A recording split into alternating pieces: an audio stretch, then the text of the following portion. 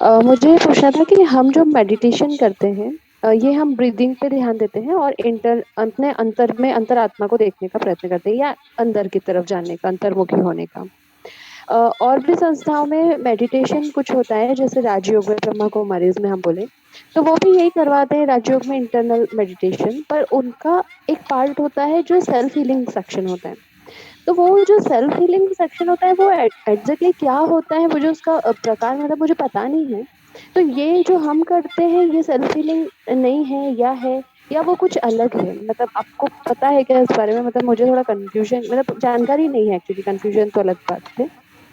तो आप मुझे इस बारे में कुछ गाइड कर पाएंगे क्या? क्या है वो सेल्फ हीलिंग, क्या चीज है?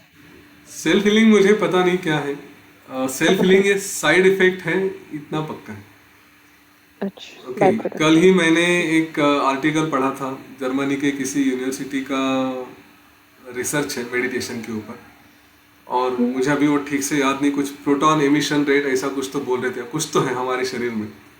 तो एक नॉर्मल पर्सन में कुछ होता है, और मेडिटेशन जब करते हैं तो उसमें 1000 गुना, कई 1000 गुना ज़्यादा हो जाता है, वो ऐसा बताया था।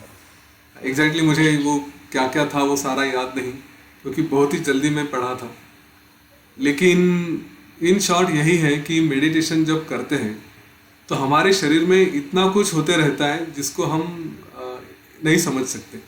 आप किसी डॉक्टर को भी पूछेंगे ना कि शरीर के बारे में पूरा एक्सप्लेन करो, तो पूरा का पूरा नहीं बता सकते।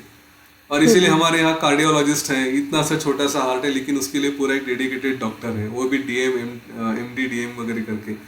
न्यूरोलॉजिस्ट है जो ब्रेन का ये है, इसको समझने के लिए है ना। ऐसे इस शरीर को समझने के लिए इतनी मेहनत लगती है, इतना पढ़ना पड़ता है, और फिर भी पूरा समझ में आता है ऐसा नहीं है।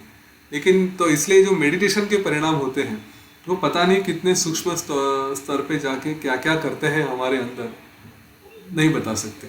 तो ये सेल्फ हीलिंग वगैरह जो है वो साइड इफेक्ट है, वो होता ही है।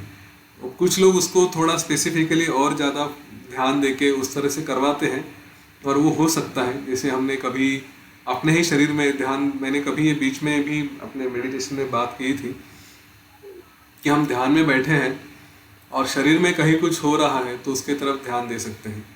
तो वही होता है कि एक तरह से हम अपने आप को थोड़ा हीलिंग भी करवा सकते हैं। इसका अभ्यास अगर करते गए मेडिटेशन में बार बार, तो ये सारी बातें अपने आप से आती हैं। उसके लिए कुछ अम, क्या कहेंगे, सीखने की, मतलब जान सीखेंगे तो अच्छा ही है, किसी के पास जाके सीखते हैं तो उसमें गलत कुछ नहीं है, क्योंकि वो डायरेक्ट आपको बता देता है। अपने आप से प्रैक्टिस करें तो कुछ समय में अपने आप से समझ में भी आता है। तो सीखना है तो ज़रूर सीखे, कोई उसमें मुझे आपत्ति नहीं है। पर मेडिटेशन के बेनिफिट्स हर जगह हैं। हाँ, मतलब वो चीज एग्जिस्ट करती है, जस्ट मुझे यही कि मतलब होता है, ठीक है। ओके।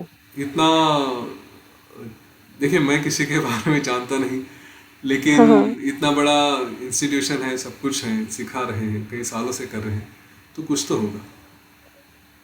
हाँ हाँ, ओके। ठीक है, ठीक है, ओके, धन्यवाद।